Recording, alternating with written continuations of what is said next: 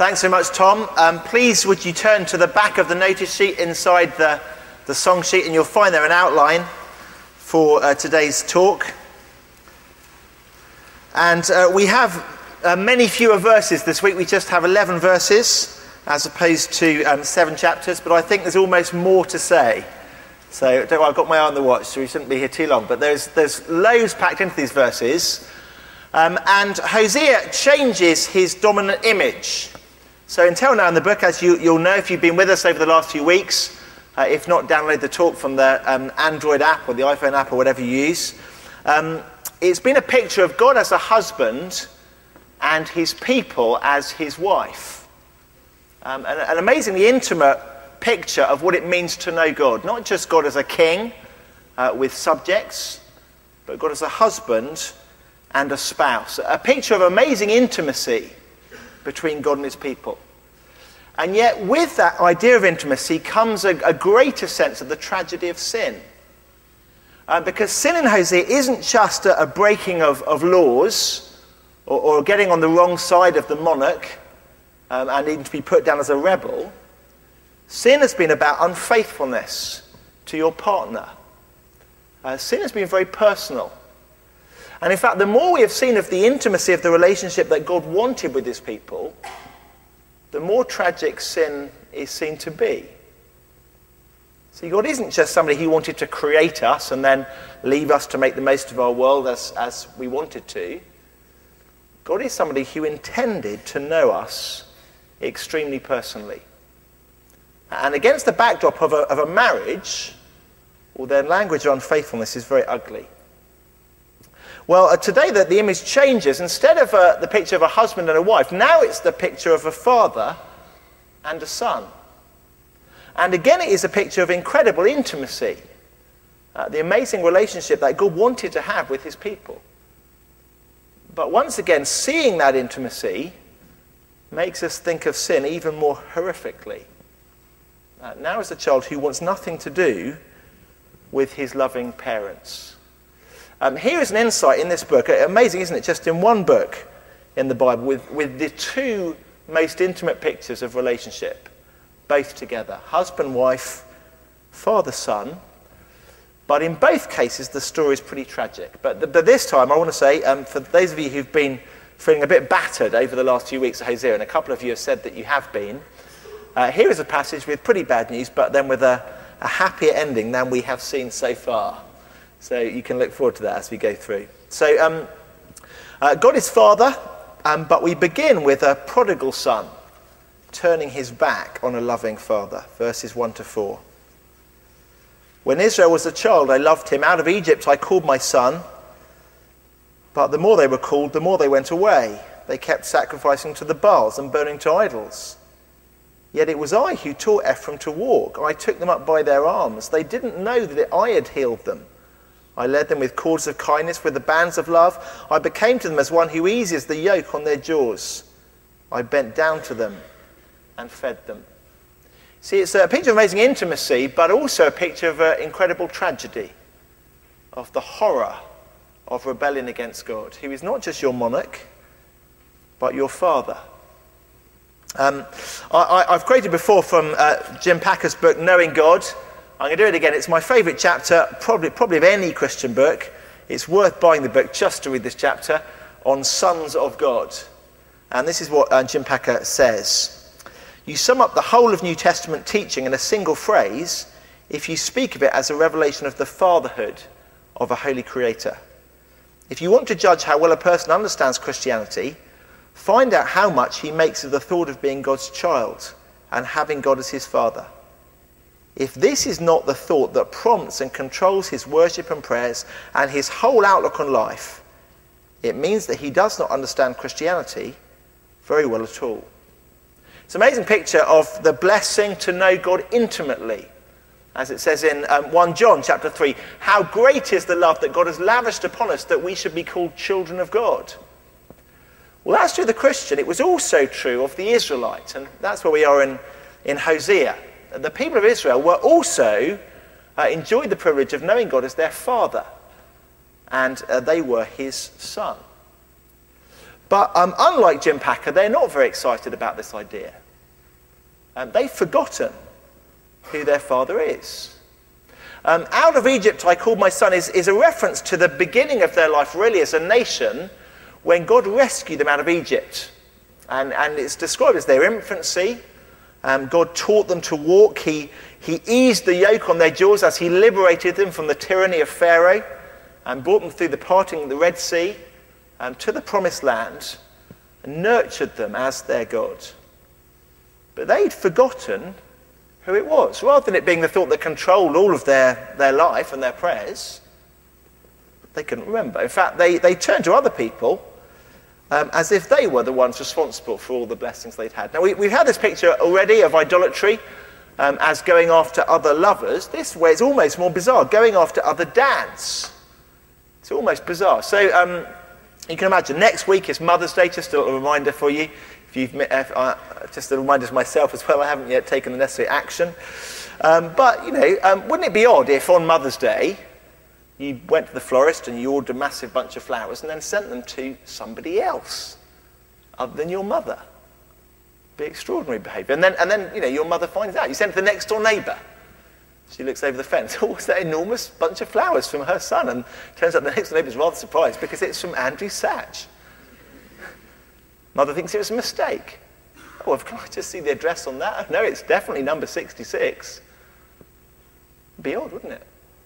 Father's Day, I guess here's the image here, how bizarre it would be. Or imagine the family photos. This is really smacks of those, doesn't it? I led them with cords of kindness. I taught them to walk. It makes me think of those pictures of me as a toddler with my arms in the air, with my dad holding my hands with a really shocking 1970s haircut. Those kinds of baby photos. But maybe they've just cut out the face where the father should be. They got the baby photo, but instead of their father, here's another man. Here's the Baal. Here's their idols. They're the ones that they thank for their fatherhood. I was on a weekend away this weekend with Euston Church, a church plant from here just over a year ago. And they are also preaching on Hosea, so I had the opportunity of comparing notes with Kev, their pastor who's preaching tonight, or just has preached tonight actually, on Hosea 11. And I get to steal his best illustrations. He was giving the image of a wedding. You know how the wedding, and customarily during the speech, the groom's speech, you say, I'd just like to say a couple of thank yous. I'd like to say thanks to mum and dad. But imagine how odd it would be if at that point he said, I'd just like to say thank you very much too, and then brings out his little statues. My Baals. Thanks, Baals. And then the best man comes in with the flowers and chocolates for the Baals. It's just a bizarre situation to forget who your father is and to credit somebody else with it. And it's designed to show us not only the intimacy of the relationship that God intended for us, but also the horror of turning our back on that relationship. When Israel was a child, I loved him. Out of Egypt I called my son, but the more they were called, the more they went away. See, we're supposed to feel that as being desperately wrong. Sin is not just working against some laws that God as the King of the universe has set up. It's not just offending against some moral principles that belong to this creation. It is turning your back on your father. And that's what Israel as a nation had done. The prodigal son turns its back on a loving father. And then in these next verses, we get one of the most dramatic outpouring of emotion on God's behalf anywhere in the Bible. And they are quite conflicting emotions. It almost seems as if God is schizophrenic. He turns one way then the other, and with violent feelings towards them, as he is so wronged and so hurt by their behaviour. Verse 5, they shall not return to the land of Egypt. That's where God had rescued them from. They won't go back to Egypt, okay, but they shall go to Assyria, into exile. Assyria shall be their king, because they have refused to return to me. The sword shall raise against their cities, consume the bars of their gates, devour them because of their counsels. My people are bent on turning away from me, and though they call out to the Most High, he shall not raise them up at all. You can feel the hurt, the indignation of God. They will go into exile. The sword will have them. He is angry at how he's been treated. But then in the very next breath, the tone changes completely. How can I give you up, O Ephraim? How can I hand you over, O Israel? How can I make you like Admah, one of the cities in the valley of Sodom and Gomorrah that was destroyed under God's wrath in the book of Genesis? How can I make you like Zeboim? My heart recoils within me. My compassion grows warm and tender. I will not execute my burning anger. I will not again destroy Ephraim. For I am God and not a man, the Holy One in your midst. I will not come in wrath. This is a really famous chapter in the Bible because it portrays God's emotions so strongly. The anger of an offended father, a desperately, desperately hurt father, and the compassion of a father who cannot turn his back on his own child. And uncomfortably, really, for theologians, these two emotions or passions of God seem to be at war with one another so that you don't quite know which side of God you're dealing with. By turns, he's extremely angry and flying into a rage, and then he's suddenly compassionate and being tender, and it's made people wonder, well, is God really consistent at all?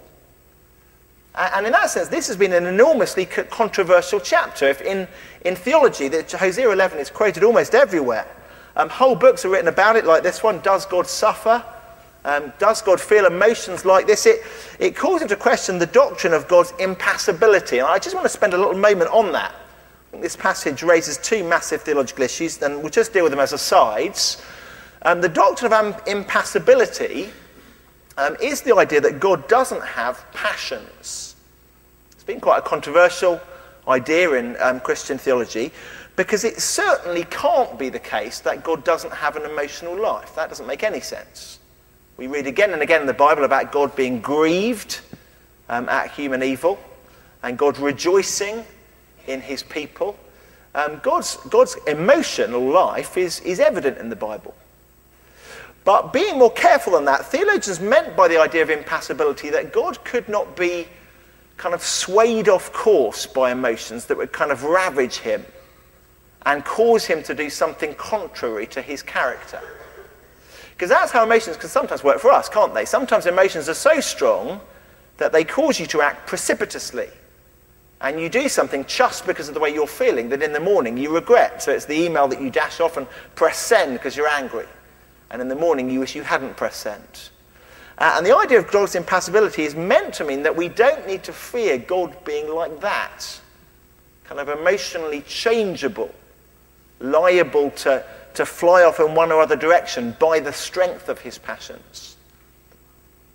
But the problem is that Hosea chapter 11 reads at first sight as if God is exactly that. He's suddenly very, very angry. And then suddenly he isn't angry anymore. And he's compassionate. How do these two emotions of God, these two aspects to his character, his compassion and his anger, fit together? Are they two sides of God so that you don't know which face of God you will meet? Of course, it's understandable, isn't it, when someone is wronged, that they are ravaged by emotions like this. When somebody is really hurt and offended as sin offends God. We understand that. And some people have asked whether this is almost kind of humanizing God, whether it's like a kind of anthropomorphism, or if the word is anthropomorphism. We feel these emotions, and Hosea is saying, imagine that God had the same kind of emotions. I love the little comment on this. I think it's quite brilliant. In Derek Kidner's commentary on Hosea, really recommended, very short and simple, but brilliantly insightful at times. Here's what he says about this. God as a father rebuffed, torn between agonizing alternatives, may seem too human altogether. But this is the price of bringing home to us the fact that divine love is more, not less, ardent and vulnerable than ours. But for, as verse 9 will remind us, correcting our inverted values, I am God and not man. I thought that's brilliant. Just as we think that God is being portrayed too much like a human, Hosea comes in to remind us that he is not like a human, but like God. Feeling this angry about wrong is more than human. It's the divine indignation of being wronged. Feeling this compassionate towards his children is more than normal human compassion. This is divine compassion. And yet the two seem to conflict with each other and war with each other. God seems to have two sides, two faces. And you're not sure which one you're going to meet. It could be quite unsettling. Will I meet God on a good day or a bad day? Will he be in an angry mood or in a compassionate mood? Well, in fact, this kind of conflict between these two sides of God's character, his just anger and his loving compassion, we've seen it again and again through Hosea, actually. And it seems that God continually goes back on what he says. So you remember, right at the beginning of the book, he gives Hosea's children some pretty depressing names. Not mercy and not loved. And then at the end of the chapter, he changes their names. Not mercy becomes mercy. Not loved becomes loved. Chapter 2, he says to God's people that they're not going to have any more blessings. There'll be no grain, there'll be no oil. At the end of the chapter, he changes his mind. There will be grain and there will be oil. It is a real tension of the whole book of Hosea, the emotional life of God as he encounters the wrong of sin. More than just that of an impartial, completely neutral, unfeeling judge just going through a day's business in court. Here is a wronged husband, a wronged father, and he feels it deeply. Of course, the way in history that these things work out is that God's anger and then his compassion come sequentially. So in history, the two things don't come at the same time as they're presented here. They come one after the other. So first they go into exile as God executes his anger, and then they are rescued from exile as God exercises his compassion. But the question is still left here. How are these two things resolved? Well, they are resolved. God's compassion seems to win through, and God's prodigal son returns. And the verses here are really quite lovely and beautiful. Verse 10, they shall go after the Lord. He will roar like a lion. When he roars, his children shall come. So back to front image, isn't it? I guess not so much now after the Chronicles of Narnia have given us furry-friendly lions. But it is, if you don't know about Aslan, it is quite a bizarre image. The roaring lion of the prophets is God in his judgment. Terrifying. But God roars and his people come, trembling. And they come back, and I love this, they come back like doves. Maybe you remember the image of the silly doves going off to Assyria, going off to Egypt, being mocked as kind of birds that were stupid, like the pigeons outside my bedroom window when I was a kid. Doves haven't been Hosea's favourite image for people. If you were here last week, you'll know about that. But now the dove, the stupid wandering off dove, is the returning dove. So it's possibly an echo here of the return after the flood. I don't know whether that's reading too much into it, I don't know. But here is the dove that wandered away, the dove come back.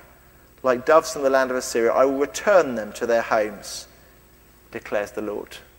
The prodigal returns. And in Hosea, as it's left in Hosea, I think you just get the powerfully emotional window into God's heart. But you don't really get a sense of how it's all going to resolve. He is a father who is wronged, and he's terribly angry. Here is a father who is wronged, and his compassion wins out, and his people come back. And then it's played out in history as his people go into exile under his anger and come back because of his compassion. But it's only when you get to the pages of the New Testament that Hosea, I think, begins to paint a full picture, and we begin to say we begin to see how it all fits together. So maybe you can turn now from Hosea, just for our final moments, into the Gospel of Matthew, and Matthew chapter 2.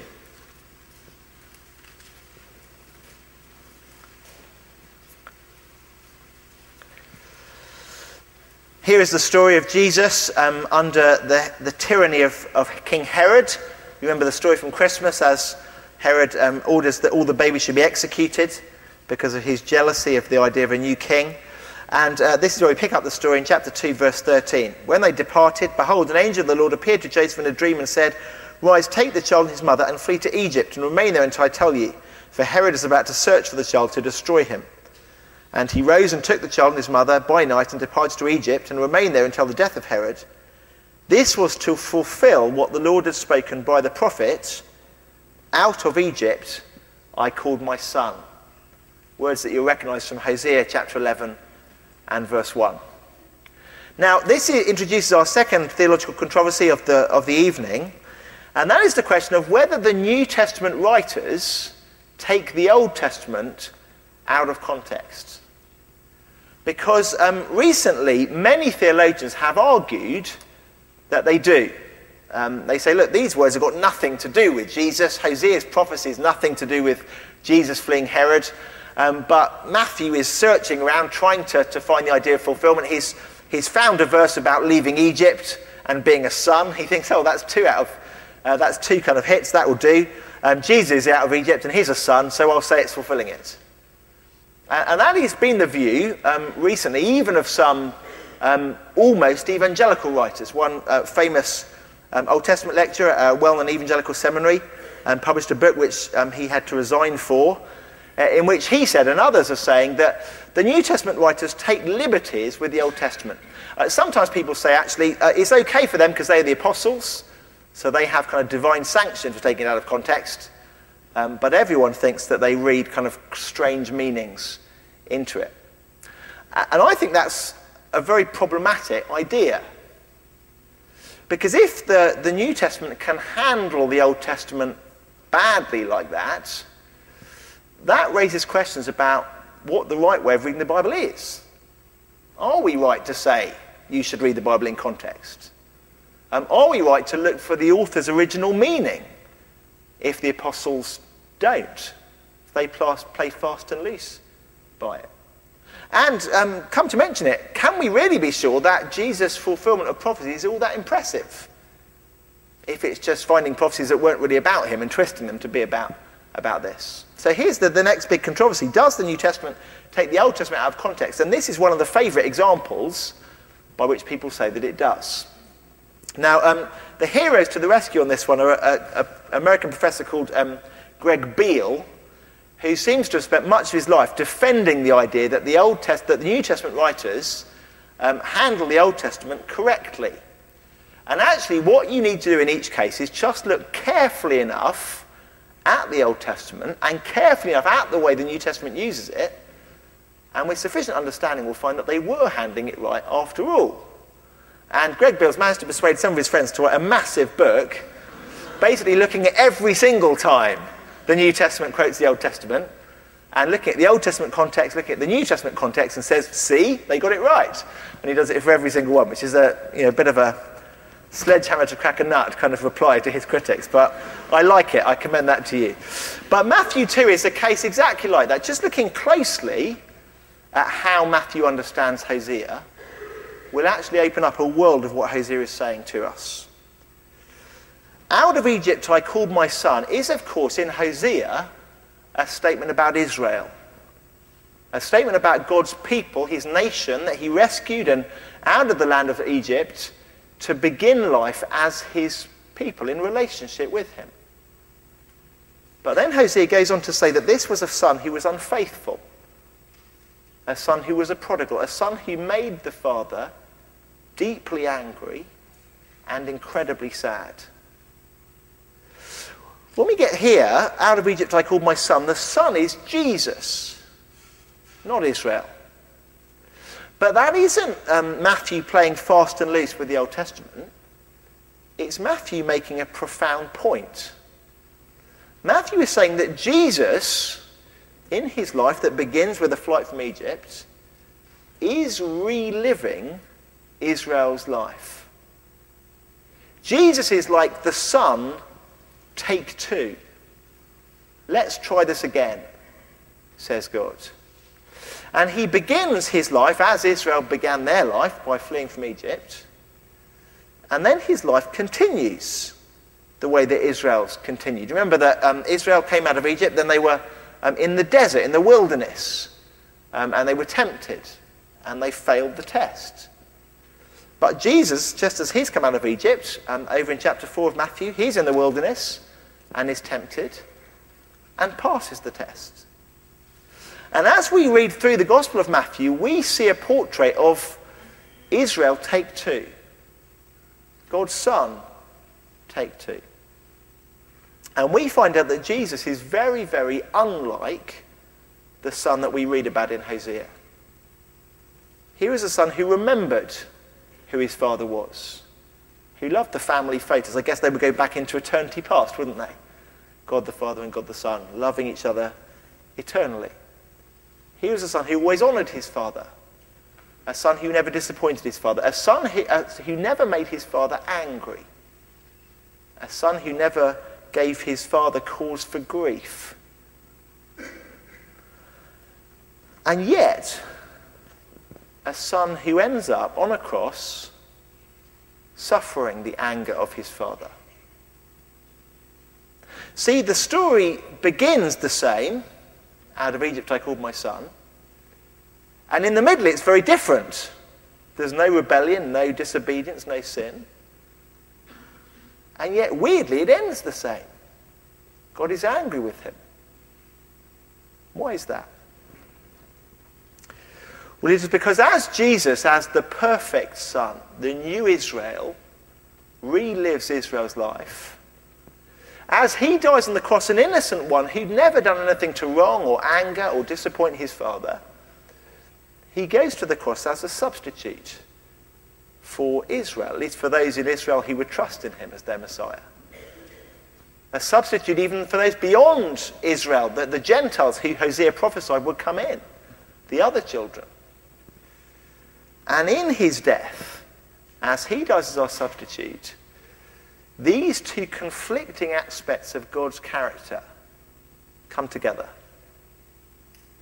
At the cross, we don't see a God who is on some days angry and on other days compassionate. We don't see a God who's schizophrenic. You just don't know, what kind of mood he'll be in today. You see both of these aspects of God's emotional reaction to sin resolved and meeting and united in the same act. God's just anger and indignation at his son's disobedience. Not Jesus' disobedience, but his other son's disobedience. Perfectly expressed in just anger towards Jesus. And at the same time, his incredible love and compassion for a world that's turned its back on him, expressed in his great act of salvation. And so rather than reading in Hosea those two pictures of God's as in conflict with one another, we can read them both as descriptions of what happens on Calvary's Hill. God is angry with his son. God is compassionate to his son. And in the second Israel, the son take two. Those two qualities meet as he brings a way back, a way out of exile, a way to return, a way that when the lion roars, far from being terrified of judgment, his children can now come. The dove can fly back, and God will return them to their homes, declares the Lord. Far from being a conflict to God's impassibility, far from being a violation of the way that we should read the Old Testament, Matthew shows us exactly who Hosea points us to. A saviour whose death, where wrath and mercy meet, we're about to celebrate and remember, and the return to God that is possible by it, we're about to enjoy as we remember his death in bread and wine. Let me pray, and then we'll continue with our meeting. Heavenly Father, we praise you for your compassion, and we thank you as well for your anger, Lord, your right anger at the way you were treated. But we praise you, Father, for the Son who did not disappoint you, the Son who was obedient to you, the Son who went to die on our behalf in whose death your wrath and your compassion meet, so that we might return to you as the prodigal coming back into the arms of a loving Father. We praise you, Father, for your Son. Amen.